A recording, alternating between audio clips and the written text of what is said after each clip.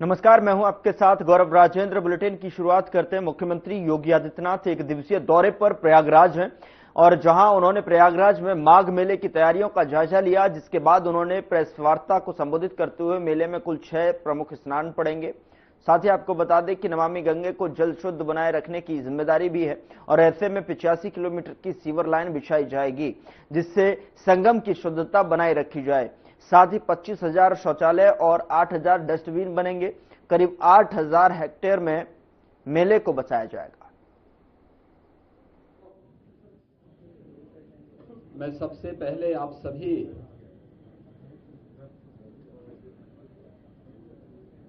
विभिन्न media group से जुड़े हुए आप सभी प्रतिनिधियों का मैं हृदय से स्वागत करता हूं। ये मेरा सौभाग्य है कि आज मुझे अपने सभी सहयोगियों के साथ माघ मेला की तैयारी करने, मां गंगा का पूजन और बड़े हनुमान जी का दर्शन करने का अवसर प्राप्त हुआ है। लगभग 9 महीने के बाद यह अवसर फिर से मुझे प्राप्त हुआ कि मां गंगा का पूजन करके माघ मेले की इस बैठक को हम आगे बढ़ा सकें।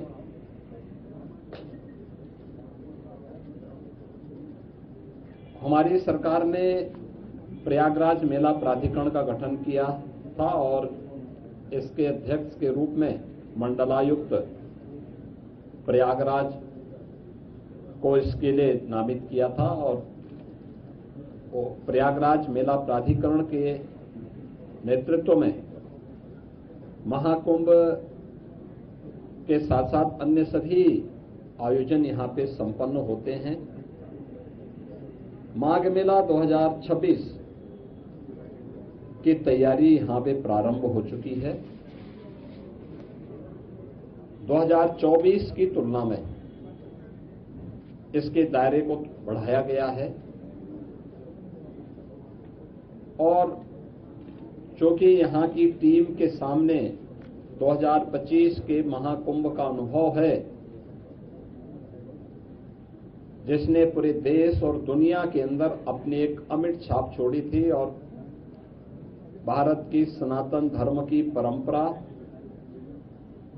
के प्रति लोगों के मन में एक नया उत्साह भरा था। इस बार माघ मेले की तैयारी के लिए भी उस प्रकार की व्यवस्था हम लोग देने का प्रयास कर रहे हैं। खासतौर पर पेंटून ब्रिज की, इसमें पहले तो माघ मेले की जो तिथि है इस बार यह लगभग 15 दिन पहले आ रहा है। 3 जनवरी को पौष पूर्णिमा है,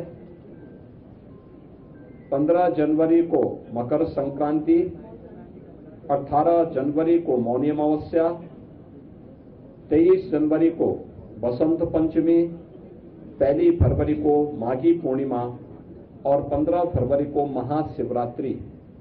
ये 6 स्नान होंगे, जिनमें कल्पवासियों की संख्या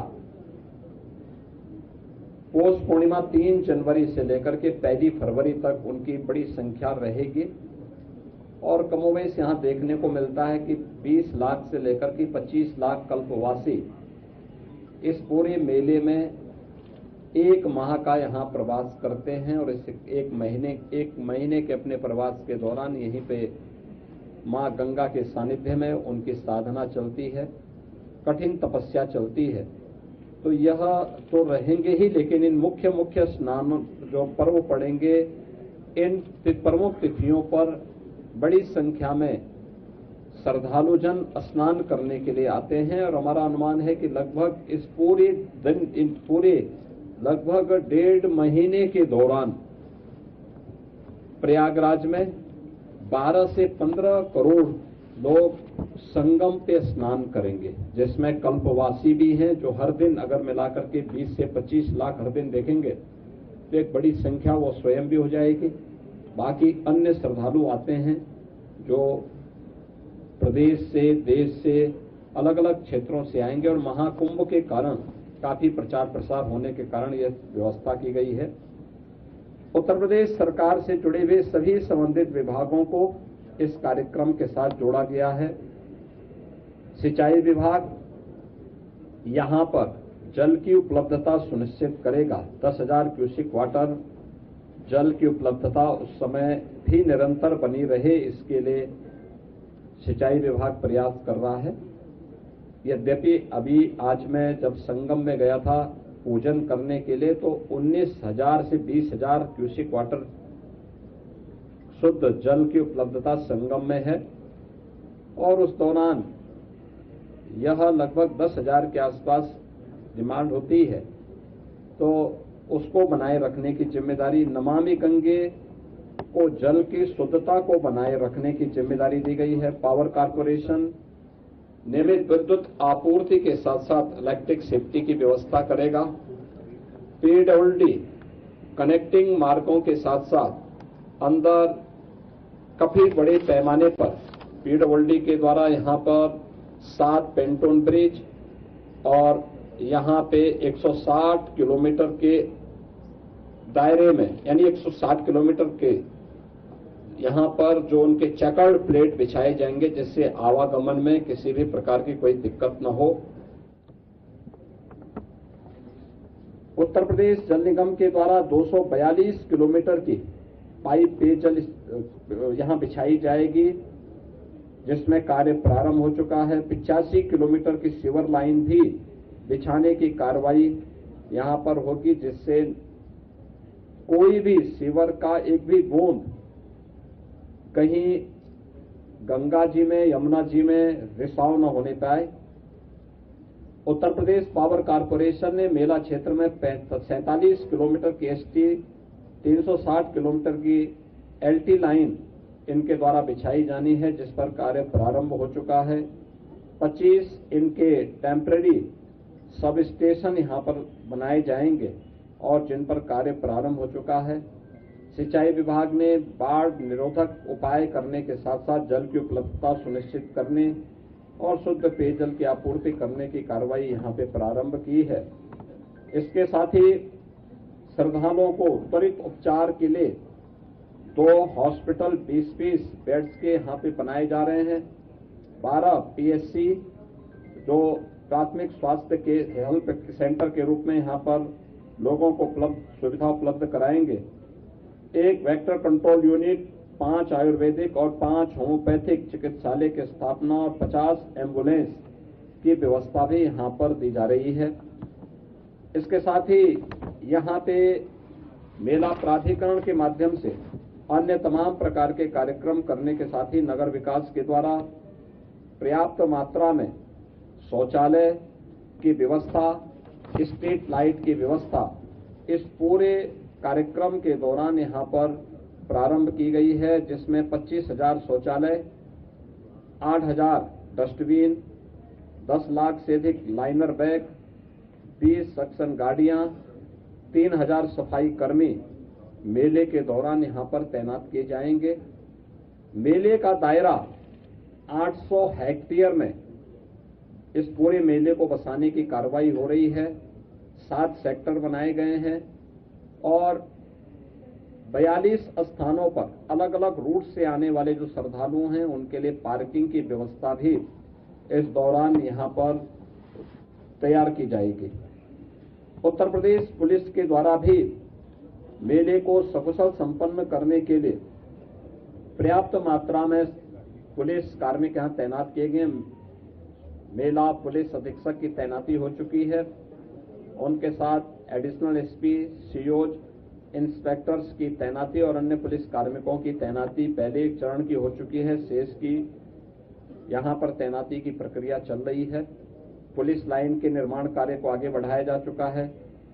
मेला क्षेत्र में 17 थाने, 42 पुलिस चौकी, 20 फायर टेंडर, 7 अग्निशमन चौकी, 20 अग्निशमन के वाच टावर, 1 जल पुलिस थाना, 1 जल पुलिस कंट्रोल रूम और 4 जल पुलिस सब कंट्रोल रूम यहां पे स्थापित किए जाने हैं और 8 किलोमीटर का डीप वाटर बैरिकेडिंग भी यहां पे उत्तर प्रदेश पुलिस के द्वारा लगाया जाएगा। नगर विकास के द्वारा सीसीटीवी कैमरे से और आर्टिफिशियल इंटेलिजेंस युक्त कैमरे सहित 400 कैमरों के माध्यम से क्राउड मॉनिटरिंग और क्राउड डेंसिटी एनालिसिस और इंसिडेंट रिपोर्टिंग, स्वच्छता और सुरक्षा निगरानी की व्यवस्था भी उसके माध्यम से यहां पर करने की व्यवस्था इस पूरे मेले के लिए की जा रही है। यातायात और भीड़ नियंत्रण करने के लिए भी यहां पे अंतर जनपदीय और अंतर राज्यीय कार्य योजना भी विकसित करने के लिए यहां पर निर्देश दिए गए हैं, जिसको लेकर के यह कार्य यहां पे बढ़ेंगे। यहां पे लोग सभी से इन्होंने तैयारी कर ली है।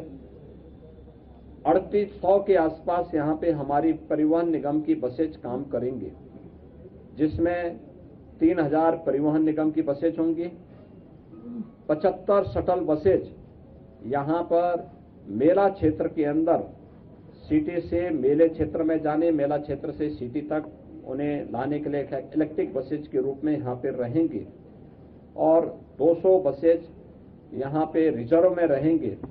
टेंट सिटी का निर्माण भी यहां पर इस दौरान किया जा रहा है। मेरा पूरा विश्वास है कि सभी संबंधित रेलवे, आर्मी, इन सब के साथ भी आज ये बैठक यहां पे संपन्न हुई है और सभी के स्तर पर इस मेला की प्रगति युद्ध स्तर पर है।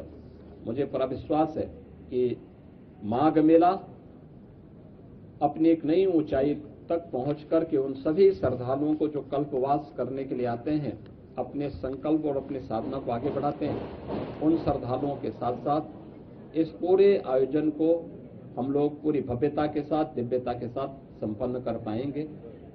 मैं एक बार फिर से प्रयागराज वासियों का महाकुंभ में सहयोग करने के लिए धन्यवाद देता हूं।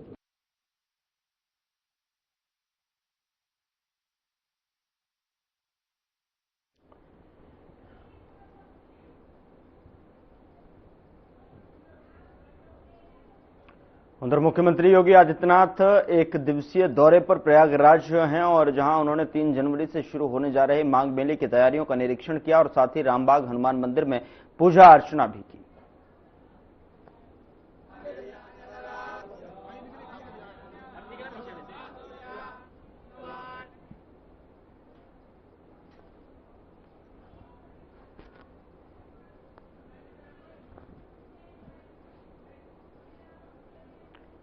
उधर मुख्यमंत्री योगी आदित्यनाथ एक दिवसीय दौरे पर प्रयागराज हैं, जहां सीएम योगी कई कार्यक्रमों में शिरकत करने वाले हैं और इस बीच जो है उन्होंने श्री लेटे हनुमान जी मंदिर में पूजा अर्चना भी की।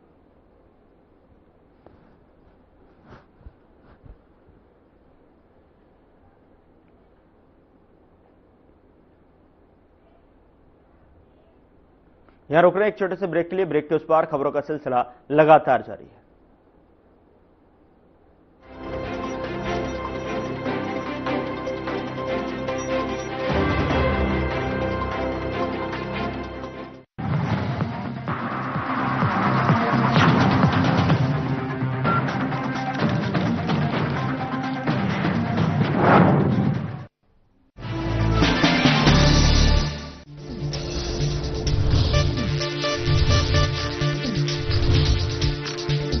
साधना इंस्टीट्यूट के छात्र हर साल नए नए जगहों पर, नए नए संस्थानों पर काम करने के लिए जाते हैं, उन्हें प्लेसमेंट मिलता है और साथ ही साथ वो संस्थानों का और साधना इंस्टीट्यूट का नाम भी रोशन करते हैं। तो अगर आप इलेक्ट्रॉनिक मीडिया, मास कम्युनिकेशन में अपना करियर बनाना चाहते हैं तो साधना इंस्टीट्यूट आपके लिए एक सबसे बढ़िया विकल्प है। मेहनत और समर्पण के प्रतीक अन्नदाताओं को डबल इंजन सरकार ने दी है नई पहचान। कर्मयोगी सरकार ने किया है वो दमदार काम जो दशकों तक था सिर्फ सपना। उत्कर्ष के इन 8 वर्षों में गन्ना किसानों को किया गया है रिकॉर्ड 2,90,000 करोड़ रुपए से अधिक गन्ना मूल्य का भुगतान। वर्ष 2007 से 2017 तक हुए भुगतान से यह 1,48,000 करोड़ रुपए है अधिक। माननीय मुख्यमंत्री योगी आदित्यनाथ के नेतृत्व में पारदर्शिता और तकनीक से जुड़ी नई व्यवस्था ने बदली है गन्ना किसानों की तकदीर। वर्ष 2017 से अब तक 4 बार बढ़ाया गया है गन्ना समर्थन मूल्य। गन्ना पेराई सत्र 2025-26 में गन्ना किसानों को होगा 3,000 करोड़ रुपए से अधिक का अतिरिक्त लाभ। नई चीनी मिलें और बढ़ी क्रशिंग क्षमता ने असल मायनों में गन्ने की फसल को बनाया है ग्रीन गोल्ड। काम दमदार, डबल इंजन सरकार।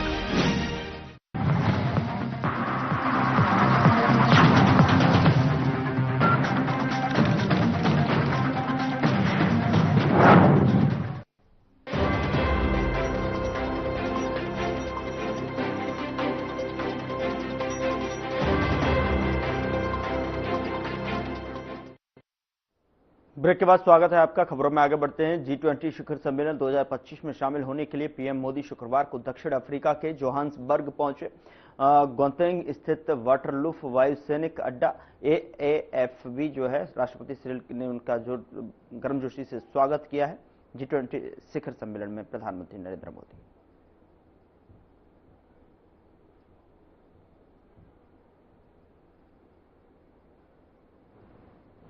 यकीनन आज का दिन एक नेतृत्व, ग्लोबल साउथ और नई आर्थिक व्यवस्था को दिशा देने वाला दिन माना जा रहा है और भारत और अफ्रीका की साझेदारी की मजबूती का एक और प्रतीक है। प्रधानमंत्री नरेंद्र मोदी G20 नेताओं के शिखर सम्मेलन में शिरकत करने के लिए इस वक्त जोहान्सबर्ग हैं और पहला कार्यक्रम जहां पर जोहान्सबर्ग एक्सपो सेंटर में प्रधानमंत्री उधर लखनऊ में फिक्की फ्लोक के राष्ट्रीय अधिवेशन का आयोजन किया गया, जिसमें सीएम योगी आदित्यनाथ ने भी शिरकत की। इस मौके पर संबोधित करते हुए सीएम योगी ने कहा कि आपने पिछले 11 सालों में भारत को बदलते देखा। अलग अलग क्षेत्रों में देश ने प्रगति की है और भारत की अभूतपूर्व प्रगति आज दुनिया को आकर्षित करती है। सीएम योगी ने और क्या कुछ कहा, आइए आपको सुनाते हैं। अभी यहां से विस्तार से फिक्की फ्लोक की नेशनल प्रेसिडेंट श्रीमती पूनम शर्मा जी के द्वारा फिक्की फ्लो के कार्य योजना के बारे में विस्तार से यहां पे बताया गया है और मुझे ये नहीं समझ में नहीं आ रहा था कि क्यों उनको बार बार रोकने का प्रयास हो रहा था, लेकिन बहुत अच्छे ढंग से उन्होंने इस बात को, अपनी बात को रखा कि हम क्या कर रहे हैं और आगे की हमारी कार्य योजना क्या है और सरकार से क्या अपेक्षाएं हैं। वास्तव में समाज आत्मनिर्भर तभी होता है जब समाज और इस प्रकार के संगठन लीड करते हैं और सरकार पीछे से उन्हें सपोर्ट करते हुए रहती है, तब प्रगति होती है, विकास तभी होता है। और इस सोच के लिए और इस कार्य योजना को यहां पर रखने के लिए मैं आपको हृदय से धन्यवाद देता हूं। आपने ज्यादा बोला नहीं, लेकिन आपको बोलना चाहिए और आप ज्यादा बोल रही हैं, इसीलिए मैं समझता हूं कि अनुराग जी कम बोलते हैं।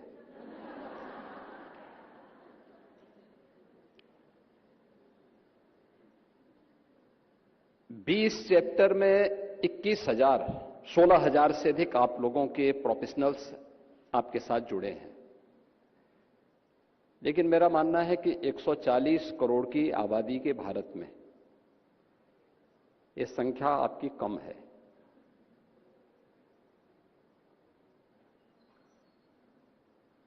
याद करिए, श्रीमद् भगवत गीता ने एक मंत्र में एक बात कही, एक श्लोक में एक बात कही, कृषि गोरक्ष वाणिज्यम वैश्य कर्म, यानी वैश्य यानी ये जो जितने भी हमारे प्रोफेशनल वर्क में आते हैं, ये केवल व्यापार ही नहीं, वाणिज्य ही नहीं, आपने पिछले 11 वर्ष में बदलते हुए भारत को देखा है। अलग अलग क्षेत्र में देश ने प्रगति की है और भारत की ये अभूतपूर्व प्रगति आज दुनिया को आकर्षित करती है। हम सब इस बात पर गौरव की अनुभूति कर सकते हैं कि पिछले 11 वर्षों में प्रधानमंत्री मोदी जी के नेतृत्व में भारत ने तेजी के साथ आज दुनिया की चौथी बड़ी अर्थव्यवस्था के रूप में अपने आप को स्थापित करते हुए दुनिया की सबसे तेज गति से उभरती हुई अर्थव्यवस्था के रूप में आज का हमारा नया भारत है। हम बहुत शीघ्र दुनिया की तीसरी बड़ी अर्थव्यवस्था बनेंगे। तो तीसरी बड़ी अर्थव्यवस्था प्रधानमंत्री जी का मार्गदर्शन है, उनका नेतृत्व है, लेकिन अर्थव्यवस्था को लीड भी कोई और नहीं कर रहा है, देश की वित्त मंत्री श्रीमती निर्मला सीतारमण जी के ही नेतृत्व में भारत इस अर्थव्यवस्था को एक नई गति दे रहा है। स्वाभाविक रूप से आधी आबादी को नजरअंदाज करके समाज स्वावलंबी और आत्मनिर्भर नहीं हो सकता, और इसी को ध्यान में रख करके सरकार ने, उत्तर प्रदेश सरकार में आज से 8.5 वर्ष पहले हम लोग जब यहां पे सत्ता मिली थी, तब के उत्तर प्रदेश के बारे में आप में से किसी से छुपा हुआ नहीं है। और सुरक्षा का वातावरण था, कानून व्यवस्था तार तार थी, दंगे होते थे, न व्यापारी सुरक्षित था, न उद्यमी सुरक्षित था, न बेटी सुरक्षित थी, न बाजार सुरक्षित थे। उन स्थितियों में उत्तर प्रदेश की बागडोर जब हम लोगों के हाथों में आई थी, तो हम लोगों ने सुरक्षा को पहली प्राथमिकता दी कि हम पहली महत्वपूर्ण यह है कि जब व्यक्ति ही सुरक्षित नहीं तो पूंजी कैसे सुरक्षित होगी। जब व्यापारी और उद्यमी सुरक्षित नहीं है और बेटी भी सुरक्षित नहीं है और बाजार भी सुरक्षित नहीं है, तो हम किस विकास की बात करते हैं। और उस समय हम लोगों ने यहां पे काम करना प्रारंभ किया था। आपने देखा होगा इन 8-8.5 वर्षों में प्रदेश सरकार ने अपराध और अपराधियों के प्रति जीरो टॉलरेंस की नीति के तहत जो कार्य करना प्रारंभ किया, आज उत्तर प्रदेश इस दिशा में एक लंबी छलांग लगाया है। आज देश के अंदर एक मॉडल के रूप में उत्तर प्रदेश की कानून व्यवस्था मानी जाती है। पर्व और त्योहार शांतिपूर्ण तरीके से आयोजित होते हैं। हर व्यक्ति को सुरक्षा का एक एहसास होता है, और सुरक्षा के इस एहसास और सरकार के द्वारा ईमानदारी से किए गए प्रयासों का परिणाम क्या है कि जिस प्रदेश में पहले निवेश आता नहीं था, बल्कि जो पहले से यहां पर जिन्होंने अपना निवेश किया था, वे उसे बाइंड अप करके यहां से भागने के लिए इंतजार करते थे कि कब उन्हें मौका मिले और वे बाहर निकल जाएं। आज उस प्रदेश में पिछले 8 वर्ष में हम लोगों ने 45 लाख करोड़ रुपए से अधिक के निवेश प्रदेश के अंदर लाने में सफलता प्राप्त की, जिसमें अब तक 15 लाख करोड़ को सफलतापूर्वक हम लोग यहां पे ग्राउंड ब्रेकिंग करा चुके हैं, और बहुत शीघ्र प्रदेश के अंदर हम लोग 5 लाख करोड़ रुपए के नए निवेश प्रस्तावों को जमीनी धरातल पर उतारने की कार्रवाई को आगे बढ़ा रहे हैं। ये निवेश आया तो रोजगार भी बढ़ा, और रोजगार केवल पुरुषों को नहीं बना।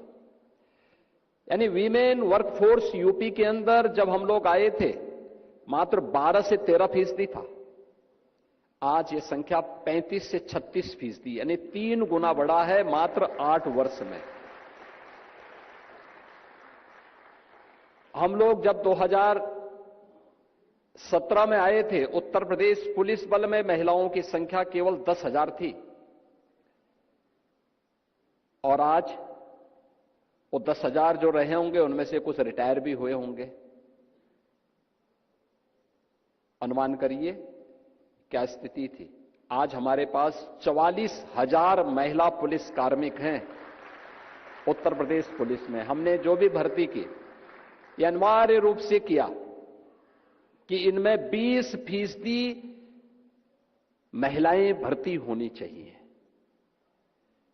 कुछ सेक्टर ऐसे हैं जिसमें महिलाओं का कार्य बेहतरीन है, और मुझे लगता है कि उन्हीं के लिए यह क्षेत्र सौंपा जाना चाहिए, वे बेहतर कर सकती है। जैसे स्कूली शिक्षा, आंगनवाड़ी केंद्रों में आप जाके देखते होंगे, और मैं तो फिक्की फ्लो से कहूंगा, उत्तर प्रदेश के अंदर बेसिक शिक्षा के स्तर को पिछले 8 वर्ष में सुधारने के लिए भरसक प्रयास हुए हैं। ऑपरेशन कायाकल्प, निपुण जैसी योजनाएं प्रदेश के अंदर हर एक स्तर पर प्रारंभ की गई।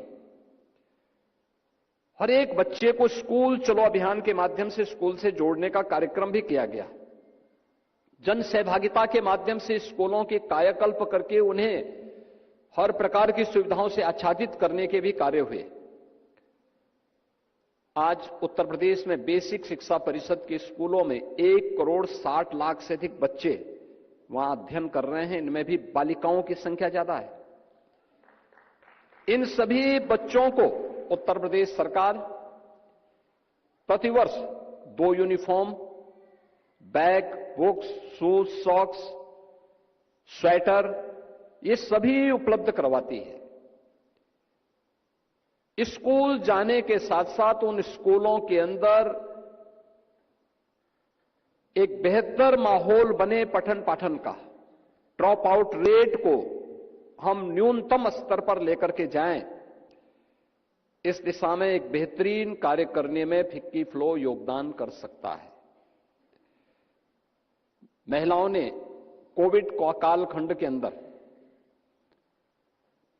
मैं बार बार इस बात का उल्लेख करता हूं, जब पूरी दुनिया पस्त थी और हर व्यक्ति सशंकित था क्या होगा, आप देखते होंगे उस दौरान आंगनबाड़ी, आशा वर्क। हाल बुलेटिन में इतना ही। नमस्कार।